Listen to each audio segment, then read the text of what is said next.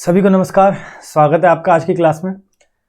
आज की क्लास आदर्शवाद बनाम यथार्थवाद का पार्ट 2 होने वाली है। इससे पहले हम पिछले पार्ट में यथार्थवाद क्या है समझ चुके हैं। यथार्थवाद का मतलब आपको मैंने समझाया था कि एक ऐसी विचारधारा जिसमें अंतर्राष्ट्रीय संबंधों का आधार शक्ति की होड़, मानव प्रकृति, मानव की शक्ति के प्रति ललायित होना, ये सब कारण बताए गए। आज हम उसके 3 प्रकारों को समझेंगे: शास्त्रीय यथार्थवाद, संरचनात्मक यथार्थवाद और नवशास्त्रीय यथार्थवाद। तो आइए एक एक करके तीनों को समझते हैं कि तीनों में क्या बताया जा रहा है। शास्त्रीय यथार्थवाद एक प्राचीन विचारधारा है जिसके अंतर्गत बताया गया है कि ये बहुत पहले की विचारधारा है तथा इसके शक्ति की होड़ का कारण या अंतर्राष्ट्रीय संबंधों में जो विवाद होते हैं उसका कारण मानव की प्रकृति है, मानव प्रकृति या प्रवृत्ति। संरचनात्मक यथार्थवाद एक अंतर्राष्ट्रीय प्रणाली के बारे में बताता है जिसमें बताता है कि अंतर्राष्ट्रीय प्रणाली कुछ इस तरीके से होती है जिसमें अलग अलग देश जब संबंध स्थापित करते हैं तो उसमें शक्ति की होड़ होती है और विवाद होता है। तो ये हमारे अंतर्राष्ट्रीय प्रणाली की बात करता है जिसमें विभिन्न राष्ट्रों की भूमिका होती है और जिसके कारण शक्ति की होड़ और विवाद की स्थिति उत्पन्न होती है। नवशास्त्रीय यथार्थवाद एक नई विचारधारा है जो कि इन दोनों के बीच संतुलन का काम करती है, कोशिश करती है कि इन दोनों के बीच संतुलन की स्थिति उत्पन्न हो सके, इसलिए घरेलू राजनीति पर अधिक ध्यान देती है। तो अब एक एक करके हम एक्सप्लेन करके तीनों को समझते हैं। शास्त्रीय यथार्थवाद बताता है कि अंतर्राष्ट्रीय संबंधों का जो मूल आधार होता है वो मानव की प्रवृत्ति होता है, यानी मानव जो है वो शक्ति प्राप्त करना चाहता है, उसमें वृद्धि करना चाहता है, सत्ता की प्राप्ति करना चाहता है, सदैव सत्ता के लिए ललायित रहता है, जिस वजह से वो अंतर्राष्ट्रीय संबंधों की आईआर की स्थापना करता है। और आईआर की स्थापना के बाद उसकी प्रवृत्ति के कारण उसमें कई सारे विवाद और युद्धों की उत्पत्ति होती है। यानी मानव शक्ति के लिए आगे बढ़ता है, अंतर्राष्ट्रीय स्तर पर देशों से संबंध स्थापित करता है, सत्ता प्राप्त करना चाहता है, लेकिन उसका परिणाम उसे विवाद या युद्धों में मिलता है क्योंकि उसका जो मूल आधार है वो लालच है, ललायित होना है शक्ति के प्रति। इसका एक बहुत बड़ा एग्जाम्पल हमें मिलेगा 5वीं शताब्दी में हुई पेलोपोनेशियन वॉर से, जिसकी रचना करी है थ्यूसिडाइड्स ने। इसमें बताया है कि प्राचीन काल में यह युद्ध मानव प्रवृत्ति के कारण हुआ, यानी मानव अपनी सत्ता के लिए आगे बढ़ा, संबंधों को स्थापित करा और युद्ध करा। और इसमें उपाय ये सुझाया गया है कि कोई भी युद्ध अगर रोका जा सकता है तो उसका एक ही उपाय है, मानव प्रवृत्ति को समझना। यानी कोई भी युद्ध को रोका जा सकता है लेकिन उसके लिए मानव प्रवृत्ति को समझो, मानव प्रवृत्ति को समझ के उसके अनुसार उसके आधार पर उपाय करो तो अपने आप युद्धों को रोका जा सकता है। इसके बाद आप देखेंगे थॉमस हॉब्स के विचारधारा, जिन्होंने शास्त्रीय यथार्थवाद के बारे में विचारधारा दी। इन्होंने मानव को राज्य से पहले माना है, यानी जो मानव की स्थिति है वो राज्य से पहले आ चुकी थी। और इनके अनुसार भी मानव की जो प्रवृत्ति है वो सत्तारूढ़ प्रवृत्ति है। सत्तारूढ़ प्रवृत्ति का मतलब होता है जो सत्ता के लिए ललायित हो, और सत्तारूढ़ प्रवृत्ति जिसमें व्यक्ति सत्ता के लिए ललायित होगा वह शक्ति की होड़ के लिए आगे बढ़ेगा और इस होड़ में युद्ध, विवाद व संघर्षों की उत्पत्ति होगी।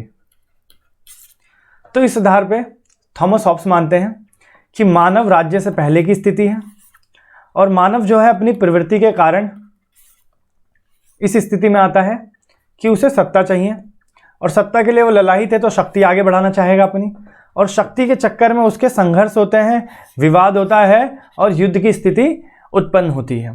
तो अंतर्राष्ट्रीय संबंधों में राज्य से पहले थॉमस हॉब्स मानव को बताते हैं और बताते हैं कि मानव की प्रवृत्ति मूल ही ऐसी है कि वो सत्ता के लिए ललायित होकर सत्तारूढ़ व्यक्ति होगा, जिस वजह से वो संघर्ष करेगा, युद्ध करेगा और विवाद करेगा।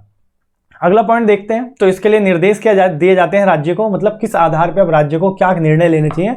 तो राज्य को बताया गया है कि उसे आत्महित से मतलब रखना चाहिए, यानी एक अच्छा राज्य यथार्थवाद में वही है जो राज्य के हित यानी लाभ से मतलब रखेगा, विवाद में नहीं पड़ेगा, संघर्षों में भी नहीं पड़ेगा, जिस चक्कर में युद्ध भी नहीं होंगे। क्योंकि युद्ध से ऐसा हो सकता है कि शक्ति प्राप्त हो, लेकिन इसकी संभावना बहुत ज़्यादा है कि दोनों ही तरफ बहुत ज़्यादा हानि होगी, बहुत ज़्यादा जान माल की हानि होगी, बहुत ज़्यादा नुकसान होगा और इससे राज्य के आगे बढ़ने, विकास प्राप्त करने के जो चांसेस हैं, जो रेशियो है, बहुत ज़्यादा कम हो जाता है। इसके बारे में मैकियावेली भी बताते हैं। मैकियावेली की एक पुस्तक है रैस एंड डी टैट, इसमें ये चेतावनी देते हैं वो भी राज्य को, चेतावनी ये देते हैं कि एक राज्य के राजा को जो चिंता करनी चाहिए वो मात्र अपने राज्य की करनी चाहिए। यानी कि उसे ध्यान देना चाहिए कि किस तरीके से अपने राज्य का विकास कर सके, अपने राज्य के मुद्दों का समाधान कर सके, राज्य की समस्याओं का समाधान कर सके, राज्य के नागरिकों को क्या डिमांड है, क्या उनकी मांगे हैं, उस पर ध्यान दे सके, ना कि इसके लिए आगे बढ़े कि अंतर्राष्ट्रीय संबंध स्थापित करे, शक्ति की होड़ करे, विवाद करे। ऐसे में वो अपने आंतरिक मुद्दों पर भी ध्यान नहीं दे पाता, अपने राज्य की सही से चिंता नहीं कर पाता और बाहरी संबंधों के चक्कर में उसकी आंतरिक स्थिति भी पूरे तरीके से खराब हो जाती है। अब इसके बाद हम देखेंगे यथार्थवाद का दूसरा प्रकार, संरचनात्मक यथार्थवाद। संरचनात्मक यथार्थवाद के सिद्धांत को मैंने आपको समझाया था शुरुआत में ही कि एक अंतर्राष्ट्रीय प्रणाली के बारे में बात करते हैं। अंतर्राष्ट्रीय प्रणाली, अंतर्राष्ट्रीय प्रणाली में ये मानते हैं कि बहुत सारे देश हैं और सभी आके विश्व स्तर पे अंतर्राष्ट्रीय संबंध स्थापित करते हैं, विश्व स्तर पे। और जब विश्व स्तर पे सभी देश आके संबंध स्थापित करेंगे और अंतर्राष्ट्रीय प्रणाली में स्थिति ऐसी होती है कि सभी को शक्ति चाहिए या वर्चस्व स्थापित करना है। जिसका एक एग्जाम्पल बताऊं मैं आपको तो शीत युद्ध था। शीत युद्ध में भी तो यही हुआ था, अंतर्राष्ट्रीय स्थिति थी, अंतर्राष्ट्रीय प्रणाली थी, बहुत सारे देश जुड़ रहे थे, अमेरिका की तरफ भी, सोवियत संघ की तरफ भी, और जुड़ते जुड़ते जुड़ते विवादों की स्थिति उत्पन्न हो गई। भले ही डायरेक्ट लड़ाई नहीं हुई लेकिन कई जगह खूनी युद्ध हुए, बर्लिन में, क्यूबा में। तो ये एक एग्जाम्पल है। तो इससे आप समझ सकते हैं अंतर्राष्ट्रीय प्रणाली भी एक अराजक व्यवस्था है, अराजक व्यवस्था का जन्म देती है, जिसमें जो अलग अलग देश हैं वो अंतर्राष्ट्रीय प्रणाली में शामिल होते हैं और उन्हें भी एक ही चीज़ चाहिए, वो चाहिए शक्ति, वर्चस्व, जिससे युद्ध की स्थिति उत्पन्न होती है। अब अगला पॉइंट देखते हैं हम इसके बारे में, वर्ल्ड्स क्या कहते हैं। राज्य और राष्ट्र एक इकाई है, यानी वर्ल्ड्स का मानना है राज्य भी और राष्ट्र भी एक इकाई है। मतलब आप अपनी भाषा में राज्य भी कह सकते हो, राष्ट्र भी कह सकते हो, राजनीतिक भाषा में राज्य कहा जाता है इसे। कि विश्व स्तर पे सभी देश, बहुत सारे देश हैं और ये मान लेते हैं हम अंतर्राष्ट्रीय प्रणाली है, जैसा कि संरचनात्मक व्यवस्था में कहते हैं कि अंतर्राष्ट्रीय प्रणाली में बहुत सारे देश शामिल हो गए, लेकिन ये सभी एक इकाई है। इकाई इस तरीके से जैसे मानव है, और हर इकाई किस चीज़ के लिए आगे बढ़ता है, शक्ति के लिए। लेकिन इसमें बताया गया है कि इकाई को अपने मुद्दों पे ध्यान देना चाहिए, अपनी समस्याओं पे ध्यान देना चाहिए। जब वो इन मुद्दों पे और समस्याओं पे ध्यान देगा तो वो आगे बढ़ेगा। ऊपर से एक और चीज़ बताई गई है कि ये इकाइयाँ सारी अंतर्राष्ट्रीय प्रणाली में तो है, लेकिन यहाँ पर सबको अपनी अपनी प्रवृत्ति त्याग के अंतर्राष्ट्रीय प्रणाली में शामिल होना चाहिए और सबको एक समान स्थिति प्राप्त होनी चाहिए। यानी कि जो सबकी अपनी विशेषता है, अपनी मूल स्थिति इंसान को त्याग देनी चाहिए, इंसान को नहीं, राष्ट्र को त्याग देनी चाहिए। जैसे कि एक राष्ट्र है अमेरिका, वो चाह रहा है हम हथियारों का व्यापार करें और सब हमसे हथियारों का व्यापार करें, भारत भी हमसे हथियारों का व्यापार करे, भारत ने रूस से कर लिया तो ऐसी स्थिति में वो विवाद करने लगे, ऐसा मना किया गया है।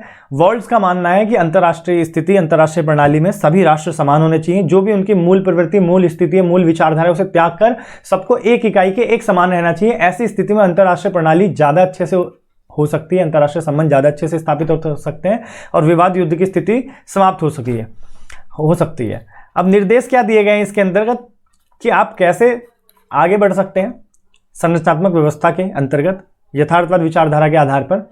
इसमें बैंड वैगन को मना करते हुए शक्ति संतुलन पर अधिक ध्यान दिया गया है। तो मैं आपको बैंड वैगन बता दूं। बैंड वैगन का मतलब ये, जैसे अमेरिका है और यहाँ पे पाकिस्तान, भारत, बांग्लादेश है और सबको पता है, मान लेते हैं ये रूस है और यहाँ अमेरिका ज़्यादा शक्तिशाली है, तो हम सभी देश जाके अमेरिका की तरफ जुड़ जाएं। यानी जो देश ज़्यादा शक्तिशाली है उस देश की शरण में चले जाना। इसे राजनीतिक भाषा में एक वाक्य है इसके बारे में कि जिस ओर हवा का रुख हो उस ओर पीठ कर दो, यानी हवा के साथ बहो। यानी जो ज़्यादा शक्तिशाली है देश उसमें जुड़ जाओगे तो अपने आप ही आपका विकास हो जाएगा। लेकिन इसके लिए इसमें मनाही करी गई है अंतर्राष्ट्रीय प्रणाली के अंतर्गत, क्योंकि आप समझ सकते हैं अंतर्राष्ट्रीय प्रणाली क्या बताई, शक्ति की होड़ है भाई, ललाहित है उसके लिए। अगर छोटे छोटे देश एक बड़े देश में जाके शामिल हो जाते हैं तो आपको क्या लगता है, वो उसका विकास करेगा, उसकी शक्ति प्राप्त करेगा, उसके संसाधन प्राप्त करेगा, उसका हथियार प्राप्त करेगा। तो ऐसी स्थिति में संभावना यह है कि जिस उम्मीद में वो एक शक्तिशाली देश के साथ जुड़ा है कि मेरा विकास हो जाएगा, हो सकता है उससे विपरीत जितना वो विकसित है उससे भी ज़्यादा विकासशील या अल्प विकसित हो जाए। तो इसके अंतर्गत बैंड वैगन की साफ मनाही करी गई है और शक्ति संतुलन की बात करी गई है। तो हम शक्ति संतुलन क्या है समझते हैं। तो शक्ति संतुलन का अर्थ होता है अपनी शक्ति को संतुलित करना।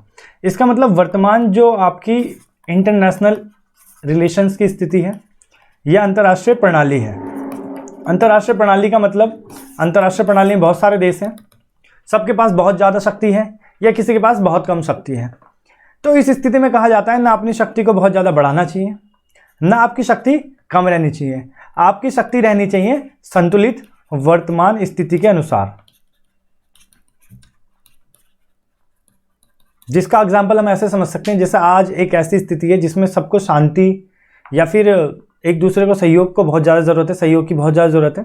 ऐसी स्थिति में कोई देश सिर्फ और सिर्फ हथियार बनाता चले जाए, या फिर कोई ऐसा देश जो पूरी दुनिया से पिछड़ा हुआ रहे, तो ना वो शक्ति संतुलित है, ना पहला वाला शक्ति संतुलित के आधार पर चल रहा है। यानी कि हमें ना बहुत ज़्यादा हथियार बनाने चाहिए, ना बहुत ज़्यादा शक्ति पे काम करना चाहिए, ना बहुत ही ज़्यादा पिछड़ के रहना चाहिए। वर्तमान की शक्ति को देखना चाहिए, वर्तमान की स्थिति को देखना चाहिए, उसके हिसाब से शक्ति को संतुलित करना चाहिए। इस तरीके से रहना चाहिए, ना हम पे कोई हमले करने की सोचे, ना हम किसी पे हमला करें। तो ऐसी स्थिति में शक्ति का संतुलन होगा। इस शक्ति संतुलन के आधार पर शक्ति संतुलन को दो भागों में बांटा गया है, एक आंतरिक और एक बाहरी है। आंतरिक और बाहरी है। आंतरिक शक्ति संतुलन जब होगी जब राष्ट्र अपने संसाधनों का विकास करेगा, नागरिकों के विकास पे ध्यान देगा, तो उस राष्ट्र की शक्ति में अपने आप वृद्धि होगी। और ऐसी स्थिति में उसकी शक्ति जब वृद्धि होगी तो शक्ति संतुलन की स्थिति प्राप्त कर लेगा वो। और बाहरी में वो युद्ध ना करके संधि करे, गठबंधन से जुड़े, गठबंधन जैसे कि यूएनओ। अब जैसे यूएनओ में 193 देश है, लेकिन आज भी कोई ऐसा देश होगा जो यूएनओ में नहीं शामिल होगा, तो क्या आपको लगता है वो शक्ति संतुलित के आधार पर नहीं, वो बहुत ज़्यादा पिछड़ा हुआ देश है। शक्ति संतुलन के लिए आपको संगठनों में, गठबंधनों में शामिल होना पड़ेगा। बहुत सारी संधियां होती हैं अलग अलग देशों के बीच, उन संधियों में शामिल होना पड़ेगा, उनके साथ संधियां करनी पड़ेगी, तो आप एक दूसरे के साथ जुड़ते हो। जैसा कि आप देखोगे वर्तमान युग में भारत इन चीज़ों में बहुत ज़्यादा आगे है, जिसमें योगी जी इसमें योगी जी कह रहा हूँ, मोदी जी इसमें बहुत ज़्यादा भूमिका निभा रहे हैं। तो शक्ति संतुलन आपको समझ आ गया। अपनी शक्ति को वर्तमान स्थिति के अनुसार संतुलित रखना, ना बहुत ज़्यादा बढ़ाना, यानी कि जैसे आप खुद ही खतरा किसी के लिए लगने लगो, ना बहुत ज़्यादा घटना जिसपे आप पे किसी को खतरा हो जाए। हमें क्या करना है कि अपनी शक्ति को संतुलित करना है वर्तमान स्थिति के अनुसार, ताकि हम बराबर रहें, सबके सिमिलर रहें। दो प्रकार से कर सकते हैं, एक आंतरिक और एक बाहरी। आंतरिक में संसाधनों को और अपने नागरिकों को विकसित कर कर, जब वो विकसित होंगे तो हमारे देश की राष्ट्र की स्थिति विकसित होगी। और दूसरे हैं बाहरी। बाहरी में क्या, हम दूसरे राष्ट्रों से संधि करें और गठबंधन में जुड़े, समय समय पे एक दूसरे के साथ जुड़ते रहें, मिलते रहें, जैसा कि मोदी जी कर रहे हैं। अब अगला पॉइंट हम समझते हैं नवशास्त्रीय यथार्थवाद। तो नवशास्त्रीय यथार्थवाद आपको नाम से पता चल रहा है, एक नई विचारधारा है। नई विचारधारा है, और ये नई विचारधारा घरेलू राजनीति पर ध्यान देती है। घरेलू राजनीति का मतलब है, इसका मानना है कि आपको अपने घरेलू राजनीति में विकास करना चाहिए, उन मुद्दों पे ध्यान देना चाहिए। जब आप उनके बीच उनमें ध्यान दोगे तो आप देखोगे इसके मूल पे, इसका मूल है शास्त्रीय यथार्थवाद और संरचनात्मक यथार्थवाद जो प्रणाली है उसमें संतुलन की स्थापित करना, संतुलन स्थापित करना। संतुलन स्थापित जब भी होगा जब अपने घरेलू राजनीति को मजबूत करोगे, तो इससे आपको संतुलन की स्थिति प्राप्त होगी। संतुलन किसके बीच, जो प्राचीन वाला है यानी मानव की प्रवृत्ति, और जो हमारा संरचनात्मक प्रणाली था यानी अंतरराष्ट्रीय प्रणाली में। इसके बारे में स्टीफन वॉल्ट बताते हैं कि राष्ट्र को अपनी घरेलू राजनीति और विदेशी नीति, इन दोनों के बीच संतुलन की स्थापना करनी चाहिए। यानी घरेलू राजनीति को अच्छे से रखे, उसमें ज़्यादा किसी को फेरबदल ना करें, और साथ में विदेशी राजनीति यानी विदेशों से राजनीति भी रखे। ऐसा ना है कि घरेलू में ही सीमित हो जाए, और ऐसा भी ना हो कि घरेलू पे ध्यान ना देकर सिर्फ और सिर्फ विदेशी राजनीति में शामिल हो जाए। इसका एग्जाम्पल भी आप कभी कभी मोदी जी को देख सकते हैं कि घरेलू स्थिति तो शायद खराब बहुत है, लेकिन विदेशी राजनीति में बहुत बढ़ चढ़ कर भूमिका निभाते हैं। भविष्यगामी तरीके से देखें, दूरगामी तरीके से देखें तो विदेशी राजनीति अपनी घरेलू स्थिति को भी मजबूत करने की भूमिका निभा सकती है, लेकिन वर्तमान में हमें घरेलू और विदेशी दोनों पर ध्यान देने की जरूरत है। खैर, तो स्टीफन की ये विचारधारा है, कहते हैं कि घरेलू राजनीति और विदेशी राजनीति दोनों में ही संतुलन की स्थापना करो, संतुलन की स्थिति बनाए रखो, तो न शास्त्रीय यथार्थवाद की स्थापना अपने आप हो जाएगी। तो नई विचारधारा है जिसमें घरेलू राजनीति पर ध्यान दिया गया है और बात करी गई है शास्त्रीय यथार्थवाद और संरचनात्मक प्रणाली के बीच संतुलन की। और इसके बारे में स्टीफन भी अपने विचार देते हैं कि घरेलू राजनीति और विदेशी राजनीति में संतुलन की स्थापना करो। संतुलन की स्थापना करोगे तो आपकी अंतर्राष्ट्रीय प्रणाली या विदेशी नीति या अंतर्राष्ट्रीय संबंधों की स्थापना भी बहुत अच्छे से हो जाएगी। तो होप्स आपको ये चैप्टर समझ आया है। एक बार शुरू से देख लेते हैं हमने क्या क्या समझा। तो पहले हमने तीनों प्रकार देखे, शास्त्रीय यथार्थवाद, संरचनात्मक यथार्थवाद और नवशास्त्रीय यथार्थवाद। शास्त्रीय यथार्थवाद जो पुराना है, जिसमें हमने मानव प्रवृत्ति को समझा। संरचनात्मक यथार्थवाद एक आधुनिक प्रणाली है जिसमें अंतर्राष्ट्रीय प्रणाली की बात करी जाती है। नवशास्त्रीय यथार्थवाद एक नई प्रणाली है जिसमें घरेलू राजनीति पर ध्यान देकर शास्त्रीय यथार्थवाद और संरचनात्मक प्रणाली में संतुलन की स्थापना करी जाए। तब तक के लिए नमस्कार, मिलते हैं अगली क्लास में।